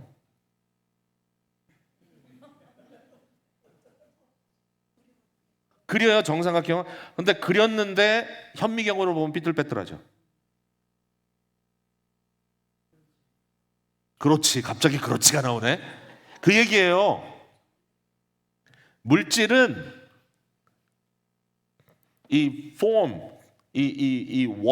원형을 리지스트하기 때문에 물질 세계 속에는 원형의 완벽한 것이 있을 수 없어요. 설득됐어요? 지금 그 말에? 난해하지 않은데? 철학이 난해하지 않아요. 이걸 알아야 돼요, 우리가. 갑자기 제가 흥분하네. 그럼 완벽한 삼각형이 어디 있습니까? 권사님, 완벽한 삼각형이 어디 있습니까? 그러면 이 물질 안에 없으면? 화학 안에? 과학 안에? 수학적으로 있어요. 완벽한 게 그게 어디 있냐고. 어디에 있어요? 있어요. 완벽한 게 어디 있어요? 개념적으로. 그래서 아이디어가 나온 거야. 아이디어. 우리 머릿속에 있어. 근데 이 머릿속이라는 게 뭡니까? 우리 브레인 속에 있는 겁니까? 물질이잖아요, 브레인은. 아니요. 뭔가 이 모든 것을 초월하는 이데아라고 하는 세계가 있다. 거기에는 개념세계, 개념주의죠. 완벽한 것이 있다. 위와 아래. 그래서 이제 모든 세상의 물질 세계에 존재하는 것들의 원형이 이데아 세계 속에 있기 때문에 여기도 있다. 여기 있는 것은 그림자다. 어떻게 생각해요?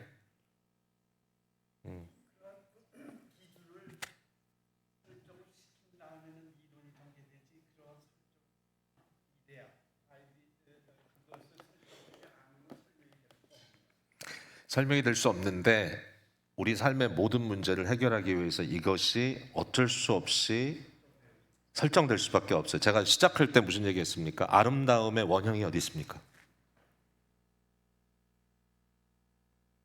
이 세상에 있는 모든 아름다움은 물질 세계 속에 있는 아름다움의 개념, 아름다움이라는 실체는 다 그림자예죠. 아름다움이라고 하는 그 아름다움 자체, 그 원형은 어디 있습니까?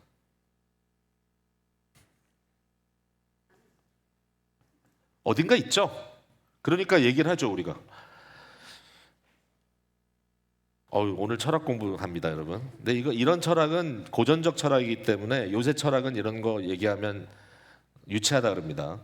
근데 유치해도 이 서구 사회에는 어떤 뭐 속담이 아니고 뭐야 이걸 뭐라 그래? 어떤 격언이 아니고 뭐라 해야 돼? 갑자기 단어가 생각. 어떤 말이 있냐면 모든 서구의 철학은 플라톤의 사상의 각주일 뿐이다 이렇게 얘기합니다. 자, 플라톤은 원형과 그림자를 얘기했어요. 그래서 우리가 세상에서 보는 물질 세계 속에서는 사실은 이게 원형이 아니고 그림자고 이것은 지나가는 것이고 인간의 존재도 그렇게 볼 수 있죠. 육체적 인간은 지나가는 것이고 그러나 우리는 불멸의 영혼을 가지고 있다. 이게 플라톤의 생각입니다. 그 영혼은 어디로 돌아가느냐? 이데아의 세계로 돌아가는. 약간 그런 개념이죠. 자, 그런데 아리스토텔레스는 이걸 옆으로 플랫하게 뉘어놨어요.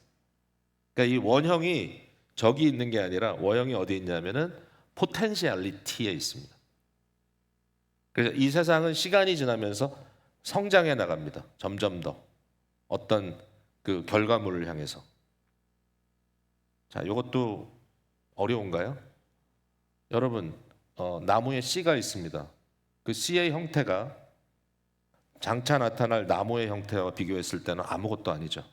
그러나 그 씨가 지니고 있는 게 있죠. 그게 뭐죠? 나무로서의 가능성, 포텐셜. 그게 씨 안에 있죠. 근데 그게 이미 있죠, 이미. 그 씨 안에 없는 게 나오는 게 아니잖아요. 그 씨는 오크출이잖아요. 이 씨는 파인출이고 이 씨는 대나무 씨고 대나무도 씨가 있나? 어쨌든 근데 씨에는 안 보이는 것 같지만 그 안에 담겨져 결국 나오잖아. 결과적으로. 그죠? 요 차이. 어떤 그 정형이라는 것이 어디에 붙어 있느냐. 그러니까 이 포텐시얼리티가 디벨롭먼트를 통해서 어떤 결과물로 간다. 이게 이제 아리스토텔레스적 사고고 그래서 A, B, C, D 계속 이렇게 무브하는 거예요. 그래서 플라톤은 위아래, 아리스토텔레스는 옆으로. 이게 이제 개념주의라는 이 이데아주의가 현대에 와가지고 그대로 다시 더 복잡하게 재생되는 게 칸트와 헤겔입니다. 어쨌든 그 얘기는 나중으로 가고요. 저도 잘 몰라요. 사실 너무 어렵기 때문에. 자, 그런데 여기에 이제 신플라톤주의라는 게 나오잖아요. 이 책 안에. 그러니까 이제 고민이지. 이거 우리가 그래도 좀 알고 지나가야 되잖아. 그러니까 이 신플라톤주의는 플라톤의 영향 아래 있었던 플로티누스라고 하는 사람이 보강시킨 거예요. 플라톤주의를. 근데 이 보강시키는 과정 속에 사실은 종교적인 것들이 상당히 많이 가미됩니다. 여기에. 그래서 이 플루티누스라는 사람이 중요한데 재밌게도 보세요. 아구스티누스보다는 한 150년 전 사람이죠. 근데 이 사람도 아프리카 사람이야. 이 초기 기독교 그 시대에는 이 로마 굉장히 격동식인데 이 시대에는 북아프리카가 대단해. 예. 그래서 이 사람은 오늘 얘기하면 이집트 계열의 사람이고 실제로 교육은 알렉산드리아에서 받았어요. 그러니까 알렉산드리아가 초기 기독교의 굉장히 중요한 요지거든요. 북아프리카에. 그러니까 북아프리카의 알렉산드리아는 오늘 얘기하면 리비아 쪽이에요. 리비아. 근데 로마 가서 활동했어. 로마 가서. 그러니까 거의 비슷하지. 뭔가 아구스티누스하고 비슷하잖아요. 로마에 가서 철학을 가르쳤어요. 이 사람이. 그러다가 거기서 죽었어요.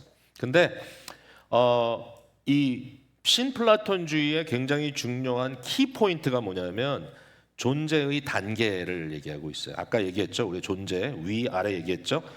신플라톤주의는 이것을 굉장히 디테일하게 발전시켰어요. 그래서 종교적인 게 좀 가미됐다 그랬죠. 자, 여기에 이 네 가지의 큰 틀에서의 단계가 있어요. 존재의 단계가 제일 꼭대기에 누가 있냐면은 The One이 있어요. The One. 예. 그러니까 사실상 이 시대에 형성된 하나님에 대한 개념은 여기에 영향을 많이 받았다고 볼 수도 있어요. The One. 근데 이것은 온전치는 않아요. 우리가 아는 하나님이 인격적인 하나님이기 때문에 여기서 말하는 The One은 사실은 어떤 인격성을 얘기하기에는 좀 뭔가 아니에요. 이거는 그냥 있어요. 절대적인 존재로. 존재는 해. 좀 이따 설명할게요. 그 밑에 정신이라는 것이 있고요. 정신 세계가 여기가 이제 플라톤이 얘기한 이데아의 세계입니다. 그러니까 그 위에 the one, 모든 것을 통합하는 어떤 근원 자체가 하나 생겼죠? 그죠? 오케이? 그 밑에 정신, 그 밑에 영혼 세계에 어떤 우주적 영혼이 있다고 믿었고 개별적인 영혼도 있다고 믿었습니다. 그 다음에 그 밑에 자연 물질 세계가 존재한다. 이런 단계가 있다는 거예요. 자, 그러면 정신 세계는 어디 있습니까? 일자와 the one과 영혼 사이에 있죠. 영혼 세계는 어디에 있습니까? 정신 세계와 물질 세계 사이에 있죠. 그러니까 약간씩 조금씩 영향을 주고받고 하는 거예요. 그 다음 단계와 밑으로 내려갈수록 순수성이 떨어져. 위로 올라갈수록 순수해. 네. 마치 선이라고 하는 것의 완성체는 the one이에요. 그러나 이것이 자연 세계로 내려올수록 희박해져. 근데 이런 존재가 왜 이렇게 여러 단계로 내려왔느냐? 왜냐하면 일자는 모든 것의 근원인데 일자는 어떤 존재인가 하면은 흘러 넘치는 존재야. 그래서 어쩔 수 없이 다음 단계로 흘러내려와. M&A 때 정신 세계가 그래서 형성되고 정신은 흘러내려와서 영혼 세계가 형성되고 영혼 세계에서 이어지는 자연과 물질 세계가 존재하고 이렇게 이제 봤다는 거예요. 이게 우리가 신플라톤 사상을 이렇게까지 배워야 되는지 모르겠지만 자, 다시 제가 설명합니다. 일자라는 것은 the one은 최고의 존재이고 초월적 원천이고 무한하고 단순해. simplicity. 근데 이제 요게 무한하고 단순한 이런 것이 정통적인 신학이 말하는 용어와 굉장히 흡사합니다. 그러니까 하나님은 어떤 분인가? 하나님의 simplicity를 얘기합니다. 단순성. 이것이 굉장히 중요한 이슈가 됩니다. 철학적으로. 자, 설명할 수 없어. 하나님은 멈춰 있으나 스스로 완전하여 넘쳐난다. 뭐 어쨌든 이런 존재. 그 다음에 정신은 순수 형태의 세계, 이데아의 세계입니다. 그 다음에 일자를 모방하기 때문에 흘러내린다. 그 다음에 영혼은 세계를 움직이는 세계 영혼과 개별적 영혼들이 있고 이데아와 물질 세계의 매개체 역할을 한다. 그 중간에 이 영혼 세계에 있어서 가장 고상한 것이 뭐냐면 로고스입니다. 로고스라고 들어봤죠? 예, 로고스, 헬라어로 로고스가 성경에는 말씀이라는 단어를 품고 있는데 태초에 말씀이 계시니라. 거기에 요한이 그 말을 썼을 때 in the beginning 태초에 there was 뭐가 있죠? 로고스가 있었다. 이 말은 그 당시 시대에 어떻게 이해됐겠는가? 이게 이제 한 가지 고민입니다. 우리는 말씀이라고 이해하는데 그 당시에는 정신세계로 올라가는 어떤 영혼의 그 극치를 로고스라고 부른다. 이렇게 이제 플로타이너스는 정의를 하고 있는 거죠.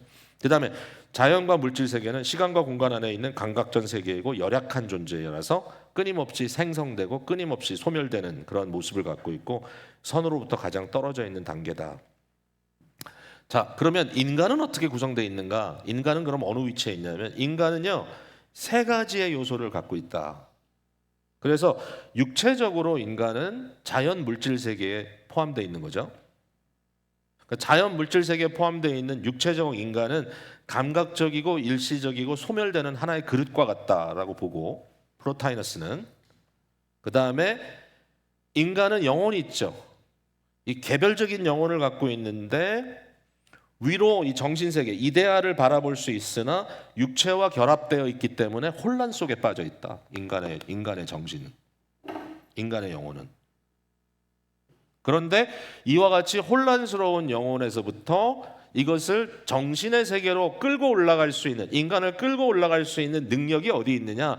이성적 능력을 인간은 갖고 있는데 이것을 개발해야 되는데 이것을 수양해야 돼요. 수양. 이것을 여러분이 부양해야 되는데 이것을 로고스라고 부른다. 영혼이 지닌 가장 고귀한 기능이고 추론과 명상으로 이 정신과 일자로 나아갈 수 있는 기능을 로고스라고 부른다. 그래서 어구스티누스가 그 얘기 하잖아요. 자기가 이해한 그리스도는 어떤 존재냐? 그리스도는 가장 발달된 로고스를 지니고 있는 존재다. 이렇게 봤다는 거죠. 그러나 이 로고스가 육신을 입고 왔다는 데 대해서는 막히죠. 왜냐하면 육신을 입어버리면 일단 혼동스러워지니까. 육신은 연약한 거니까 이것은. 사실 이제 악하다고까지 얘기할 수는 없어도 완전히. 그러나 선이 결여되어 있는 그런 모습으로 내려가는 거죠. 여러분, 이게 여러분의 존재를 설명합니까? 아구스티누스가 고민하는 고민이 상당히 근접하지 않아요? 이런 그림 속에 자기가 설명해내는 게 왜? 신플라톤적인 사고 속에서 설명을 하고 있기 때문인 거죠. 근데 이게 기독교인가? 뭔가 조금 섞여 있는 느낌이죠. 왜냐하면 플로타이너스는 기독교 영향을 받고 있기 때문입니다. 플라톤과 기독교가 조금 혼합된 느낌? 근데 이거 갖고는 안 되죠. 여러분, 우리가 플로티누스를 기독교의 아버지라고 안 부르죠. 근데 아구스티누스는 기독교의 아버지라고 부르죠. 왜 그럴까요?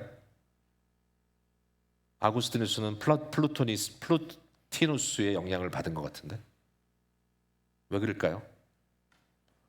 절대적인 기준의 문제죠. 플로티누스의 기준이 플라톤이었다면 기독교를 알고 있지만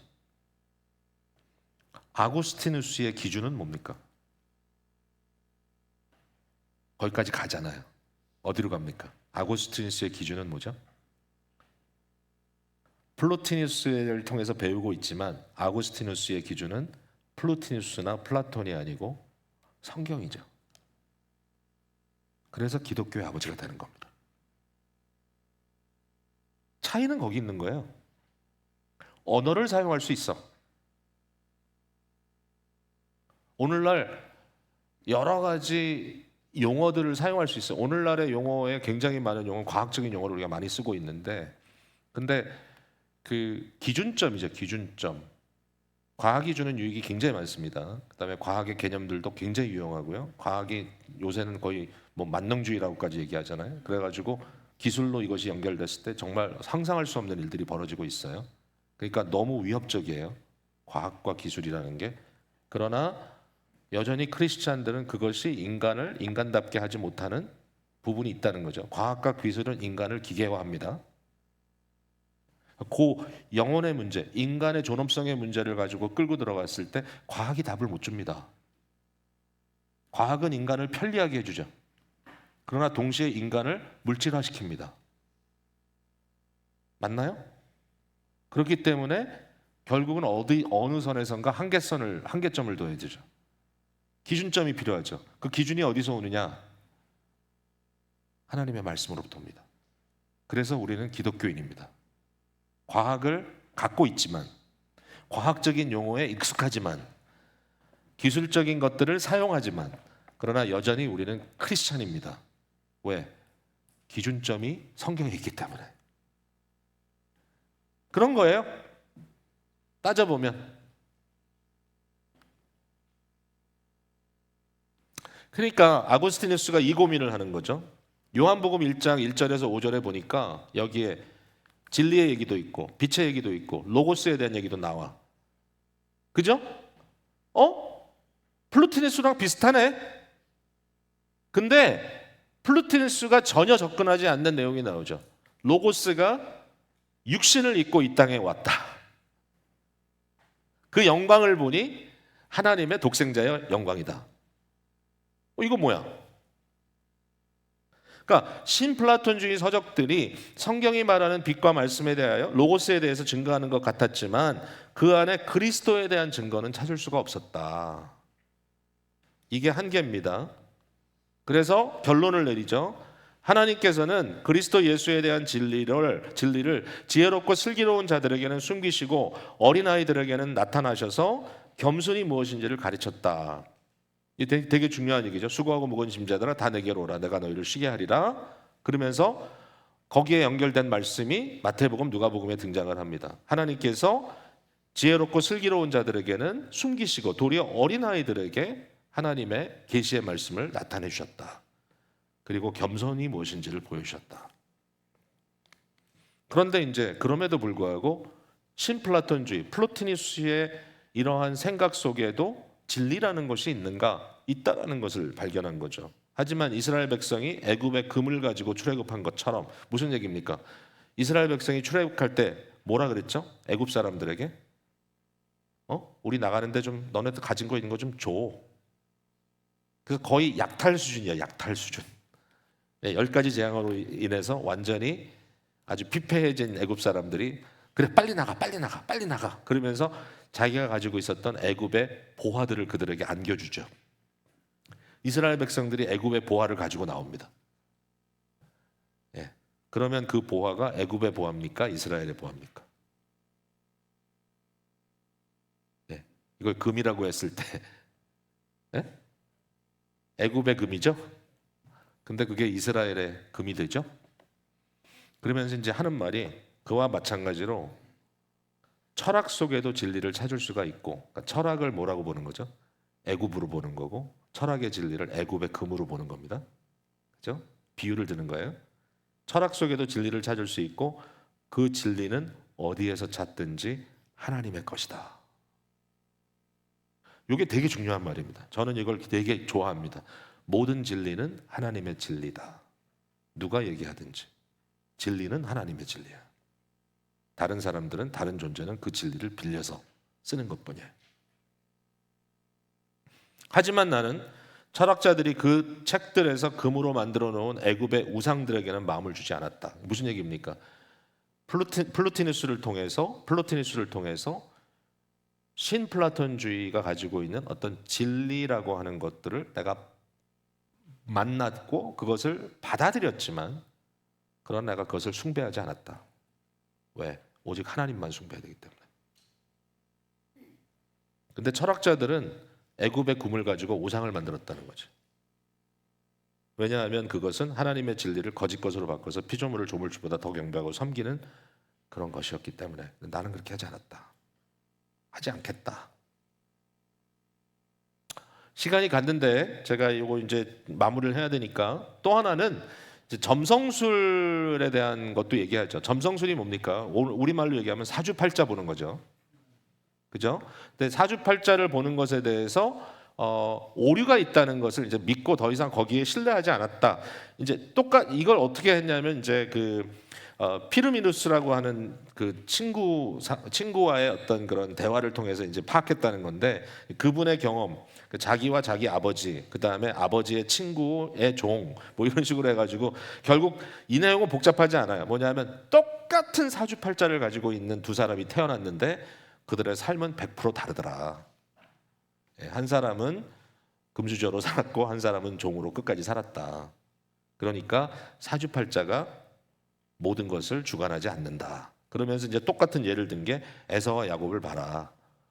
같은 배에서 나온 쌍둥이지만 똑같은 날 똑같은 시간에 태어났지만 저들은 완전히 상반적인 삶을 살았다. 왜냐하면 별자리대로 가니까 호로스콥이잖아요. 호로스콥. 그 호로스콥대로 가면 아니 똑같은 날 태어난 사람은 똑같은 운명을 가져야 되는데 아니잖아. 그러니까 이거는 우연일 뿐이다. 그래서 이제 이와 같은 번민 속에 이런 과정 속에 특별히 악에 대한 문제를 굉장히 깊이 고민하고 있지만 이렇게 고백을 합니다. 내 영혼의 깊은 곳으로 들어가게 되었는데 나는 내 영혼의 눈 같은 것으로 영혼의 눈 같은 게 생겼다는 거야. 그게 경험됐다는 거야. 내 영혼의 눈 위에 있고 내 심령 위에는 불변의 빛을 보았다. 어떤 진리를 봤다는 것이죠. 이걸 이제 신플라톤적으로 얘기한다면 정신 세계에 접근한 거죠. 이데아의 세계에 접근한 거죠. 나는 그 빛에 의하여 지음을 받았기 때문에 결국 거기서부터 내려온 존재이기 때문에 그 빛보다 열등하고 그 빛은 나를 지으셨기 때문에 나보다 우월한 그런 느낌이었다. 사실 그걸 얘기해 보면 거의 신플라톤적으로 얘기하면 더 원까지 접근했다는 거죠. 진리를 아는 사람은 그 빛을 알고 그 빛을 아는 사람은 영혼을 알고 사랑은 그 빛을 안다. 자기가 그것을 봤다는 거죠. 일종의 로고스적 체험을 했다는 거죠. 자기가. 신비해요. 그런데 한계가 있었어요. 내게는 그것을 볼 수 있는 힘이 없었는데도 불구하고 주님은 아주 강렬하고 눈부신 빛을 내게 비추었기 때문에 도리어 이게 내가 얻은 게 아니라 하나님이 내게 주신 거다. 나는 사랑과 두려움에 사로잡혀서 부들부들 떨었다. 그 순간에 주님의 음성이 들려오는 것 같았다. 나는 장성한 자가 먹는 음식이니 나를 이해하려면 네가 성숙해져야 된다는 얘기죠. 네가 더 성장한다면 나를 먹게 될 것이다. 나를 인식하게 되고 나를 이해하게 될 것이다. 너는 육신의 음식을 먹고서 그것을 너 자신에게 맞춰 변화시키는 것처럼, 다시 말해서 나에 맞춘 음식만 먹는 게 아니라 하얼드 음식을 먹으면서 내가 거기에 따라가는 것처럼 변화시키려고 하지 말고 너에게 맞춰서 변화시키려고 하지 말고 너 자신을 내게 맞춰서 변화시켜야 된다. 그러니까 다시 말해서 나를 너의 단계로 끌어내리지 말고 나에게 네가 올라와야 된다라고 말씀하시면서 그때 주님은 아주 멀리서 진실로 나는 스스로 있는 자니라라고 내게 소리치셨다. 이런 것들은 좀 신비적인 그런 체험 같아요. 제가 보기에는. 그래서 단순히 지적인 체험만 하는 것이 아니라 신비적인 어떠한 이런 하나님의 도우심을 통해서 그의 마음이 지금 만들어져 가고 있다는 것을 볼 수 있습니다. 야, 이거 왜 이렇게 많이 오래 걸리죠? 끝내야 되는데 7장이 어렵네. 마지막에 어디까지 갑니까? 마지막에 7장 끝에 바울 사도의 서신을 읽는 데까지 가죠. 근데 여기에 이제 저는 결론을 좀 내려야 될 것 같은데 이거 얘기하겠어 다음에? 악에 대한 문제를 얘기하는데 악은 선의 결여다라고 그가 이제 결론을 내리게 되죠. 근데 이제 끝에 내가 요거는 좀 이거 진짜 할 얘기가 많구나 아직도.